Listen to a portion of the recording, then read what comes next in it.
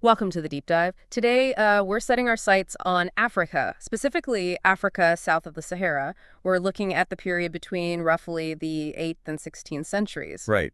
And, it's easy to have this sort of monolithic view, but what we find is this incredible tapestry of state building. Really dynamic, innovative stuff happening, just like we see in Eurasia or the Americas during that same time. Absolutely. Forget any kind of single story. So we're drawing on some great material here that really helps us explore how these diverse states developed, what characterized them. Exactly. And our mission, really, is to understand the key factors shaping them. Trade, religion, politics, and, why looking at these historical developments is still so important. Okay, great. So where should we start? Maybe the East African coast? The Swahili civilization sounds like a perfect example. Yeah, let's do that. It emerges around the 8th century. Okay. And the first thing to grasp is that it wasn't one big empire. No, it was more a collection of independent players, right? City-states. Precisely. A string of independent city-states all along that coast. And their location was just, well, everything.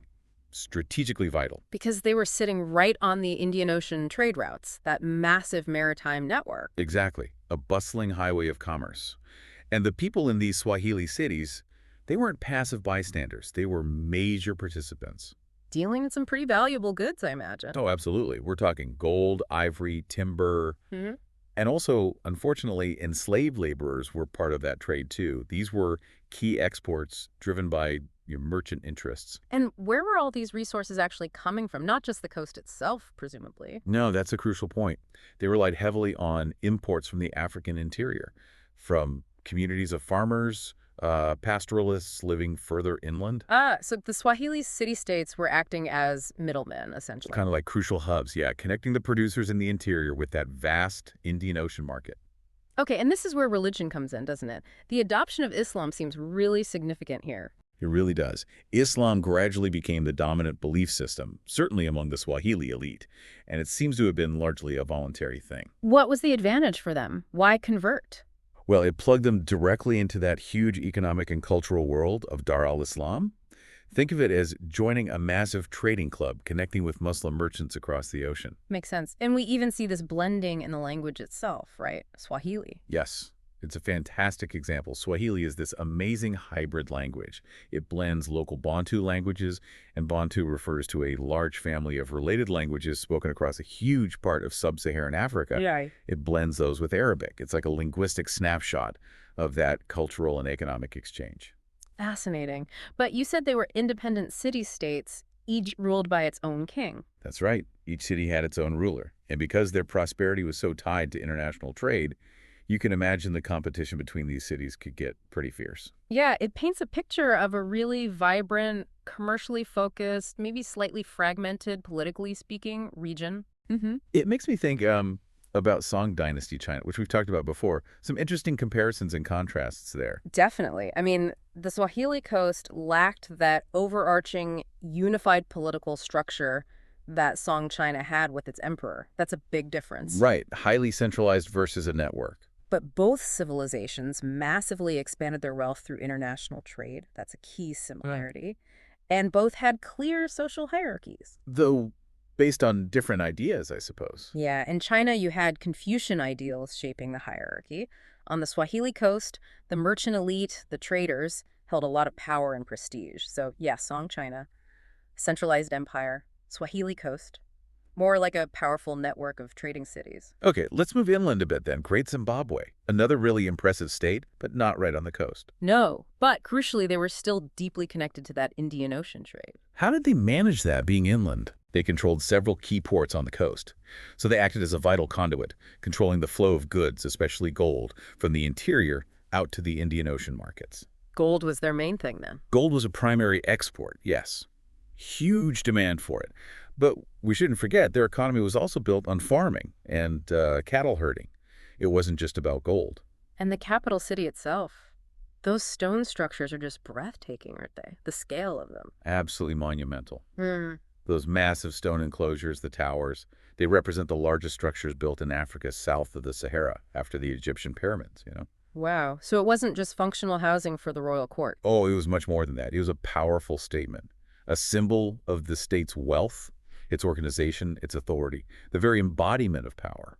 So we're seeing these powerful states emerging, some through direct coastal trade, others by controlling access to that trade from the interior. What about other parts of West and East Africa during this time? It wasn't just the Swahili Coast and Great Zimbabwe, obviously. No, not at all.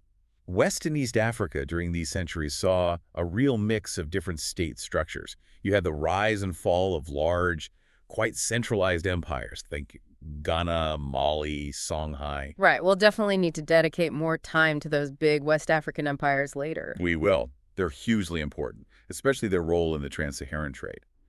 But the key point here is the sheer diversity and the constant sort of ebb and flow of political power across different regions. Like the early Kingdom of Ghana, for instance, powerful because it controlled access to gold fields and trade routes across the Sahara. Okay. And then kind of standing apart in some ways is Ethiopia, isn't it? Especially regarding religion. That's a really key distinction, yes. While many African states we're talking about saw Islam become quite influential, often linked to trade and social organization, Ethiopia maintained this incredibly strong Christian identity. Which really set it apart from many of its neighbors and trading partners. It did. And the rulers there, the Christian rulers, they weren't shy about showing it. No, those rock-hewn churches are unbelievable, carved right out of the mountainside. Exactly. Incredible feat of engineering and artistry, but also a very clear, very permanent way to communicate their authority and their deep Christian faith. A powerful message. So, okay, it had this distinct religious identity. How did it function as a state in terms of, say, trade and structure? Did it still prosper? Oh, yes. Despite not being integrated into the Dar al-Islam network in the same way, the Kingdom of Ethiopia definitely thrived through trade, particularly from the late 13th century onwards. Where were they trading? They were tapped into networks connecting to both the Mediterranean Sea and the Indian Ocean. Salt, interestingly, was a really valuable commodity they controlled and traded. And politically, was it centralized? Yes, it had a pretty centralized power structure, a king at the top, a stratified class hierarchy below that. In that sense, it looked quite similar to many other powerful kingdoms and empires around the world at that time. Different religious base, but familiar power dynamics. All right, okay, let's swing back west again. Northern Nigeria, the Hausa Kingdoms. These sound a bit like the Swahili setup.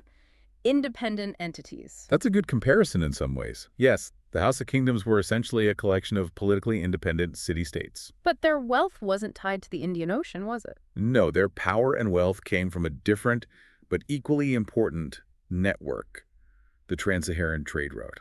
Ah, looking north across the desert, not east across the ocean. What kind of things were moving along those routes?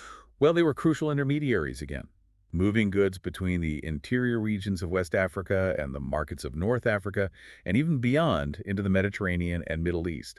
We're talking gold again, salt was vital, textiles, leather goods, and also enslaved people moving in various directions across those routes. And you mentioned parallels with the Swahili states. What were they? Well, like the Swahili cities, the Hausa states were very urbanized, very commercial. They acted as hubs, drawing goods from the surrounding areas, their hinterlands, and plugging them into these much wider trade patterns. Okay, so that middleman rule again. Exactly. And each Hausa kingdom was typically ruled by its own king who imposed social hierarchies. And here's another key parallel. The rulers, the elites in the Hausa kingdoms, also largely converted to Islam over time. And that helped with trade, just like on the Swahili coast. Precisely. It significantly smoothed the way for trade with the predominantly Muslim merchants who dominated the trans-Saharan roads. Having that shared religious and often legal framework, it just facilitated commerce. It seems religion was a really significant catalyst alongside the trade itself. Yeah, it really does. So stepping back and looking at the whole picture for this period, Sub-Saharan Africa, it's just incredibly diverse in how states were built. It really is. You've got the Swahili city-states driven by Indian Ocean trade. You have Great Zimbabwe and inland power leveraging resources and controlling coastal access. Ethiopia with its unique Christian identity but still plugged into trade. And then the Hausa kingdoms thriving on the trans-Saharan routes. Exactly. Different drivers, different geographies, different religious landscapes in some cases, Right. access to specific trade networks, control over valuable resources like gold or salt, the strategic adoption of religion. All these factors play crucial roles. So if we were to boil it down, the key takeaways really emphasize the huge impact of trade, whether maritime or overland. The significant influence of religion in shaping societies and economies, and the variety of political structures that emerged. Everything from these networks of city-states to more centralized kingdoms. Absolutely. It just underscores the dynamism, the complexity, the innovation happening across Africa during these centuries. It really moves us beyond any simplistic, outdated narratives and shows a continent deeply involved in global networks, creating sophisticated and diverse societies. It really does give you a lot to think about. Considering all these different pathways we've discussed, the coastal traders, the inland resource empires, the religiously distinct kingdom, these networks of city-states, it makes you wonder, what underlying factors do you think might have ultimately shaped their longer-term trajectories, their interactions, and maybe even their resilience or decline over time? Definitely something to ponder as you explore this history further.